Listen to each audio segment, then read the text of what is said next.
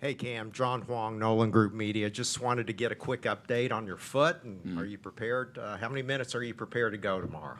I'm prepared for as much as Pope wants me to play. I always I worked hard to get back to the court as fast and as best possible shape that I can. Sitting out those 6 weeks was definitely tough, but it definitely opened my eyes a lot more to the game of basketball, and I'm glad that the staff allowed me to get back as fast as I could. Thank you. Caroline Mikauskis, Lexington Herald Leader. Malachi, yesterday, first tournament game, first tournament start. Can you kind of talk us through the emotions of that and if anything maybe caught you off guard in the experience? It was definitely crazy. Being a little kid, making all these brackets, watching all these games, it was definitely like a dream come true. I think the only thing that caught me unexpected was I didn't really understand what the atmosphere would be. I mean, you can only hear so much noise on the TV, so hearing it in person was definitely a crazy feeling, and I saw what happened yesterday, so just something you always expect, that March Madness. In the back on the left. Yeah, Daryl Burr with Cats, Paws, and Lexington. For Collin, the ending last night was so iconic, so crazy, so emotional. How do you guys kind of, to flush that and start over knowing you got Iowa State coming? I don't know if it's a complete flush. I think it's good for us to take the momentum of last game into the next game.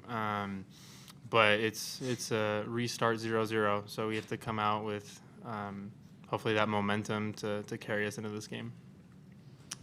Right-hand side, gentlemen. Tyler Thompson, Kentucky Sports Radio. This is for all three of you.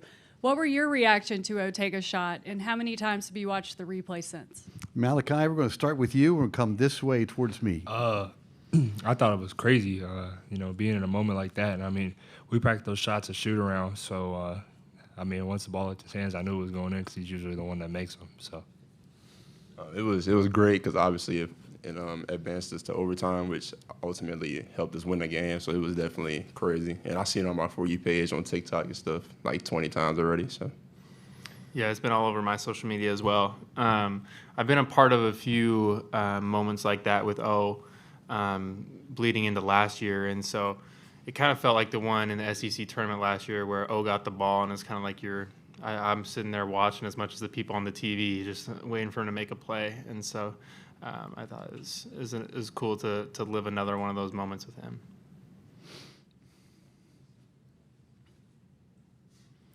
Right back here. Thank you. Guys, as far as the matchups tomorrow, we hear a lot about individual matchups, but where do you think you guys have an advantage? We're going to start with Collin this time and go the other way. It depends really. We're going through a bunch of different lineups. I'm sure they're mixing up lineups too. They play a pretty deep bench, maybe 9 guys, something like that. And so I think that's ever changing throughout the game. But they play a very aggressive style, and so I think if we can match that aggressiveness on offense that they play with defense, then we can use it to an advantage for us. Yep. Go ahead. Kind of to piggyback off of what he said, they're definitely an aggressive team on offense and defense. So definitely we need to match their physicality, and I feel like if we match their physicality and also limit our turnovers, because they're an aggressive defensive team, like I said. So just protect the ball as best we can and limit our turnovers, and I feel like all of our chances. Just like they said, they're very aggressive. They make plays on the ball a lot. I think they're a top 5 team on defense in the country. They led the Big 12 in turnovers and points off turnovers, so protecting the ball is definitely going to be a big key factor for us. But I also think we've been battle tested all year, and I think that's kind of an advantage we have. We've seen a lot of different situations and a lot of different scenarios, and we've gone through them together. So there's not really much to be unexpected. We expect a lot, and we see different things. So I think we prepare. In the back. Yeah, for all three guys, especially Cam, how much does it resonate with you guys that you're part of March Madness, you get to play, and yet Jalen Lowe can't play, JQ can't play? How does it resonate with all of y'all? Yeah, Cam first, then Collin, and Malachi. I say it's definitely an experience that I wish that they had the opportunity to have. It's definitely once in a lifetime, but we're definitely playing as hard as we can for them because they're not capable of playing right now. So definitely them sharing with us how important it is to keep dancing. So definitely makes us play a lot harder. And we also want to play for, our BBN fans, our families. Everyone has a motivation, but we have an extra motivation because we have 2 players that are not allowed to play right now. So I think they've come into their role. Like our whole team has had to find roles, and they've found a role that impacts winning from being on the bench and supporting us that way. I think they help us win games, and they're here to experience that. They're experiencing it with us, and their contributions, although media or fans might not understand what they bring to our team, it's definitely felt, and I think they're helping us win games. Yeah, to piggyback off of what Collin said, even though they can't play right now, they still show up every day ready to work. I'm sure most of y'all have seen anytime we go into a timeout, J-Lo's always the first one to come and speak. So that just goes to show that even though he can't play, he's still here to help us win. And just having those 2 around, it's almost like having more coaches because they can help see the floor a lot, especially J-Lo. And with him being a point guard, he sees a lot of things on the floor that not everybody else would see. And then JQ's just always talking on the bench, letting us know what he's seeing, and then we're able to apply that to the game in real time. Go back. Yeah, follow up back there. Yeah, for Cam, from my vantage point, taking photos, there was a timeout late, and all the coaches gather over here in huddle. It looked like J-Lo just took control and said, "It's do or die. It's this," and just was really letting you guys have it. Am I correct? yeah, that's definitely correct. He's definitely, like you said, a player coach type thing. He definitely repeats everything that Pope or anybody on the staff tells us. So having a leader like him definitely makes everyone's job easier, for sure. We have 10 minutes to go in this session. Next question's right here. All 3 of you have mentioned how aggressive Iowa State is going to be, so evidently that's a talking point. Is it more important to make sure you guys do what you do well, or to make sure that you respond to what they do well? Collin? I think it's a little bit of both. I think they bring it to you, right? Which triggers a response. But I think we can be aggressive in that response. I think that not letting them slow us down, or not letting them speed us up, rather, I think is the emphasis made is play our game through what. Don't let them dictate what we do, I think is the best way to put it. Yeah, co-sign what he said. Really I feel like we just throw the first punch kind of thing. I feel like we can dictate the game because you allow the other team to dictate the game. You're kind of, I guess, countering off of what they're doing. But if you're the aggressor, then you kind of control the entirety of the game. So we just do what we do well, like you said, and we're going to come up with the victory. Yeah, just like what they said, it's definitely going to take a little bit of both. And like what Coach Fox says before every game and before every scout, he says we got to be the hammer, not the nail. So just being able to bring that aggressiveness and kind of just match their intensity and just really key in on what we do well and just make plays for each other. And I think we're in a good spot.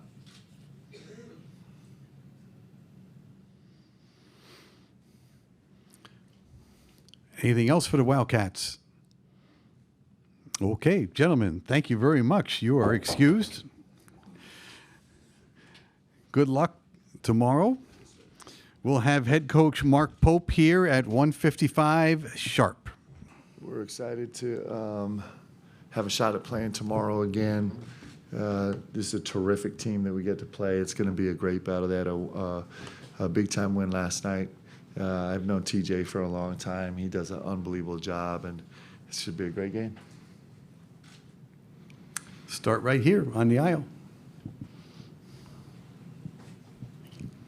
Cam Drummond with the Herald Leader. Mark, it seems like every time you look up, Momcilovic for Iowa State is banging in a 3 or putting up shots from deep. What will it take to contain him tomorrow? And just anytime an opponent has that kind of a prolific three-point shooter, what are the defensive principles that you lean on to try and limit their success? Yeah, he's put up staggering numbers. I think he's close to 253s on the season, shooting 50%. It's really, really impressive. Has got to put him in rarefied air. I don't know where that stands with anybody else in the country. And he does it, they earn him a lot of shots. with their pace. They earn them shots with actions. He earns himself shots by being an elite level screener and a relocator. And so it's got to be a little bit of team effort. Of course, there'll be guys who have matchup assignments, but also the communication is going to be key. Us being solid in ball protection is going to be key. Us being good on the glass is going to be key because he's so functional off, earning threes off offensive rebounds and off cuts and in transition. So it'll be individual and team effort. Daryl Burr with the Cats, Paws, and Lexington. Mark, kind of a broader question. As a player, you reached the pinnacle of March Madness. Now you're coaching in it. Do you get more satisfaction from coaching in March Madness or playing, or what are the differences? I don't know if it's more or less, but I do know as a player, you're having so much of your own experience. You're sharing it with your brothers, but it's so much of it's your own experience. As a coach, you are spending your time trying to mentor every single one of your guys through it. So there's maybe more breadth in it, but it's a beautiful thing, I think, as a player and a coach, and I don't know if there's anything that quite compares. We're here on the left side, and then back to you. Go. Tyler Thompson, Kentucky Sports Radio. Obviously, Otega's shot was just huge. It was such a big emotional moment. As a coach, how do you balance letting your team enjoy that and kind of live in the moment a little bit and then preparing for the next game? That's it. That is one of the great challenges of this tournament, right? And so I think we did it the way we kind of have done this all season long. We've had some wide swings this year, and I think our guys are pretty adept at it, actually. And so we were here. We finished with meeting, went back to the hotel, had a nice meal with the guys, met and did a little debrief on the game yesterday, threw up some graphics and talked about some highlight moments and enjoyed the emotion together. And then it was like, it's time to put it to bed because we would prefer for this not to be the end of this journey. We'd actually like this to motivate us to want more, to be greedy. And our guys are good at it. Our team has learned through all of the twists and turns of the season to be pretty good at putting away whatever just happened, whether it was great or whether it was not so great, and moving on to the next thing. So it actually it hasn't been a really hard process for our team because they have a lot of experience with it. Okay, we're here. We're back there for 2. We are 3 here and 4.5, and 5 over here. Go. CJ Moore with The Athletic. Curious, in this era, ADs, donors are really kind of been impatient with coaches, and the shelf life is always the longest. How has that maybe impacted how you roster build or how maybe everybody nationally is kind of roster building, and how you look at it because of the way a lot of programs are handling head coaches? Clearly, I can't speak for any other program. I don't know if that change has had anything to do with the way we're trying to do it here. Our assignment and expectation is to win at the highest level every single year, to do everything we can to do that. And so, we're always thinking long term, and we're always very focused on the exact moment that we're in right now. I don't think that those things have changed that at all. Coach, do you prepare any differently with the Jefferson injury situation? How does that affect the next 24 hours for your team? Yeah, it's we'll prepare as if he's playing. You go through this throughout the season where you're kind of preparing for multiple potential opponents. The great thing about Iowa State, and I think what TJ's done so masterfully at Iowa State, is they have such an ingrained identity of who they are. Clearly, Jefferson is a massive key to what they do, and so understand, I would. He's a special player, but Iowa State's going to be Iowa State. Whoever TJ rolls out on the court, you could probably go grab 5 guys from the rec center and give them a week, and they would come out there and just be a incredibly intense defensive juggernaut that was finding ways to score in big ways. So we'll prepare. We're preparing for what what Iowa State is, and certainly preparing for him being in the game and out of the game, and that's it's pretty much what we're doing. Hey, Mark, John Huang, NOLA Media. You've spoken throughout the year about the importance of trust in a game like tomorrow where it's going to be chaotic and they're going to throw a lot of things at you. What do you trust most about your team? Well, I trust our guys' ability to kind of move on to the next play. That's been a huge staple for us. I think, one of the things that Iowa State does really well is they just make everything hard and frustrating. It's one of the beautiful things that they do, and our guys are pretty good at enduring hard and frustrating. And so I have a lot of confidence in the fact that as we go from possession to possession and minute to minute and media timeout to media timeout, that our guys will respond and respond and respond again, and they won't get bogged down in frustration. It won't make them go sideways. It won't send them a different direction. They'll just kind of keep coming back and refocusing, and I think that gives us a great chance to compete well in the game.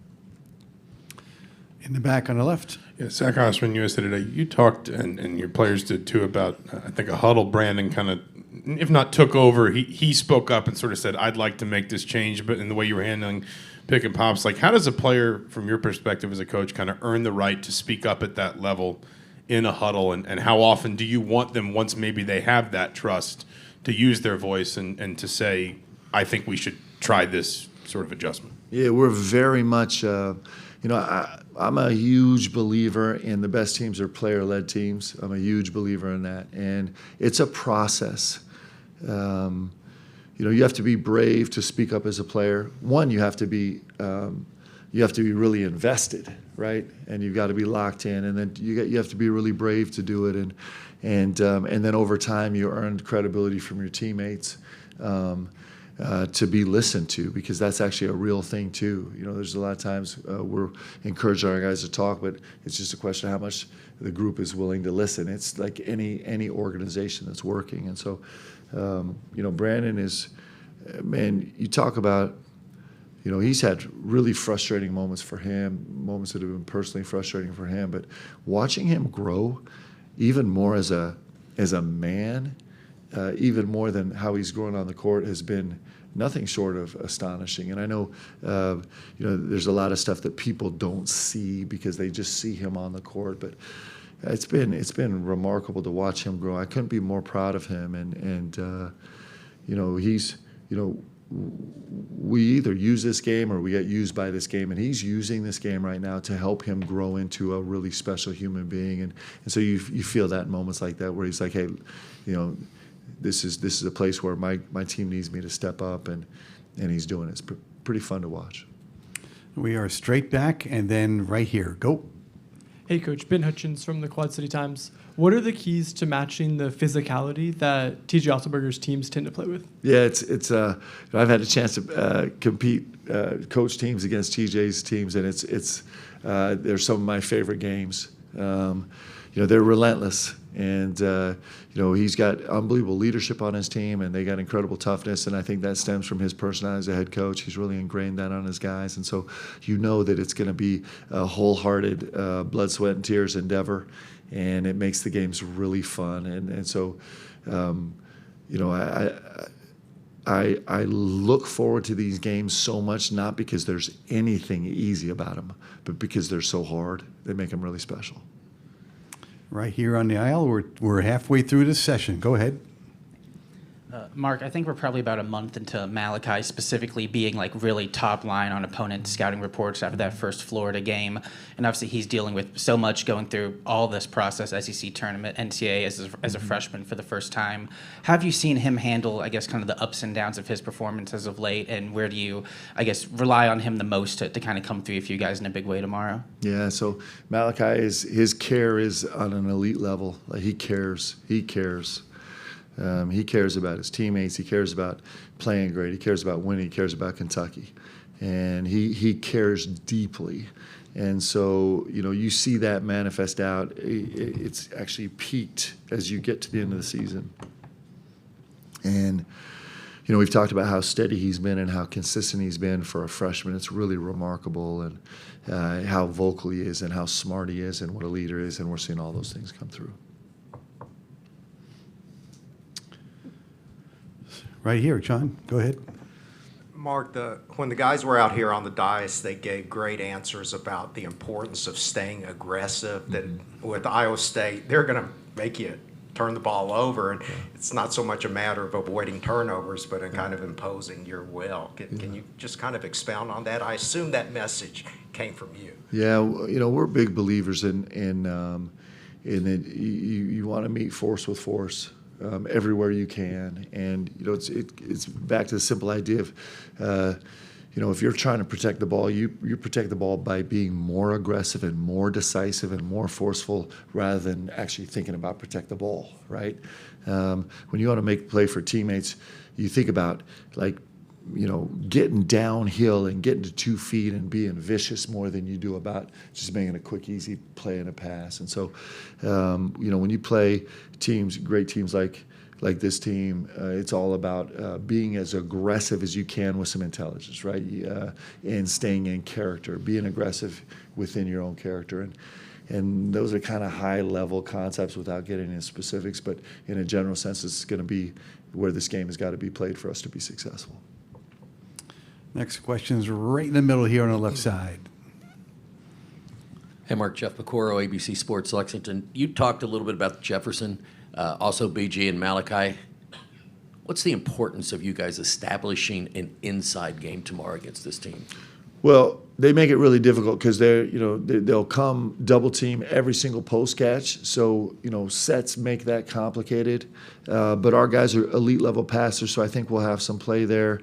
They're one of the ways you establish an inside presence is on the glass, and they're really physical. So that's just going to be a battle, right? To do that, you impose your will as a rim protector and taking up space in the lane, moving bodies, and that'll be another battlefront. All those things will be really important for us to find some life in, and I think our guys are prepared to do it. Straight back, Gina. Yeah, Mark, I should ask you a follow-up about playing versus coaching. I assume it's like parenting. It's much more nerve-wracking to be the coach. You know what? I think when you do it well, I think there's some peace there. I think when you do it well, I think there's some peace. I think when you can find a space where you're really focused, I think the best coaches find a space where they're really focused on the process and not completely weighed down by the outcome. I think that leads to better outcomes.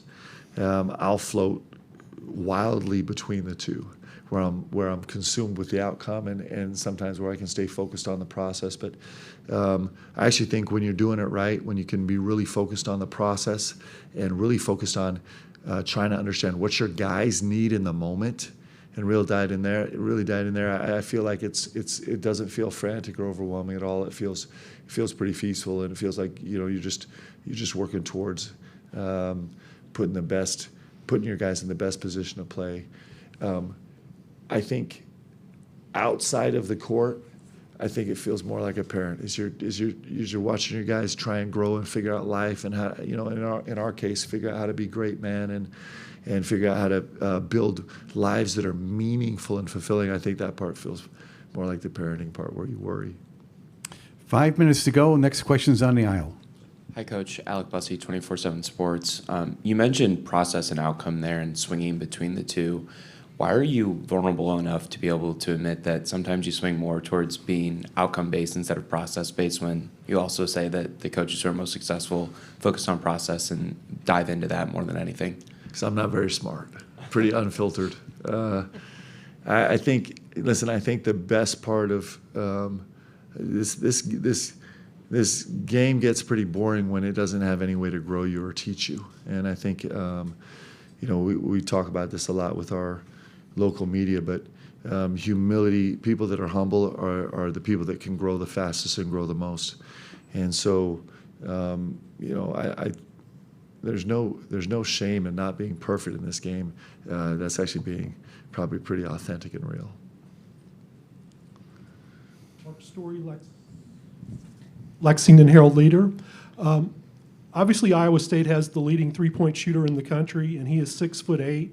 Your wings are 6'4", 6'5". What's the key to making him uncomfortable when he's taller? Yeah, so you gotta hit in a bunch of different ways. You know, you'd like to be there where he doesn't get any rhythm. Like you'd like to take away his rhythm as much as you can. One of the things that's probably underappreciated about him is how physical he is. You know, he owns his line coming off screens, and that's hard to do in this game, especially with how physical the game is right now. But he's able to maintain his line coming off screens. He gets shoulder on screens, and so any chance you have to kind of disrupt his flow is going to be really, really important. You know, can you play with him a little bit on the carry? You know, he's got this really brilliant kind of Dirk fade where he likes to play that's really hard to get to. So you just want to be as disruptive as you can. You want to find ways to contest as a second jumper, contest his shots the best that you can. You'd like to find ways to attack him on the offensive end a little bit, which is hard to do with this team because there's such a fundamentally team concepted defense. But anytime you can bring a little bit of discomfort, it'll serve you well. Question straight back. Hey, Mark, Cole Park with the Cat's Paws. In the locker room, I was talking to some of the players about how you guys haven't played Iowa State yet, but you guys were able to draw kind of a comparison to a team maybe you played last year. How helpful is that comparison and kind of helping those guys, especially the returners, to understand their assignment better? Yeah, you know, it's one of the great things about a season. It just gives you more frames of reference. You know, our communication improves so much through the season because now we have experience to match with the words we say, and you can point to an experience a player had or a scheme that we faced or, a style of play that we faced, and the guys have a little more understanding. So every game you play adds to that little background and knowledge. John? Mark, when Ortega hit that shot, you kind of had your poker face, your next play face on. Were you able to actually really experience the joy that you brought to the entire Big Blue Nation afterwards? Yeah, you know what? Those are things that we'll enjoy later. I think a little bit later, and certainly we enjoy them in the moment. I mean, I certainly enjoyed that thoroughly in the moment. It was just we had a lot more business to try and take care of at that moment. But that's our job is to be very focused on kind of what's next, like what we do next, and you know, as a team and as a coaching staff, we're sometimes more successful or less successful than that. But when you have emotional swings like that, I think your team needs a little bit of a steadying force. I think it's really important. I think it's really, really important to move on to the next thing. And so I probably enjoyed that moment more deeply than maybe only a handful of people. But it was also on to the next thing. They're both true. Mark, time's up for this session. We Thanks, guys. appreciate your time, and good luck tomorrow. Thank you, bud. Kentucky, Iowa State at 11:10. We'll have the Iowa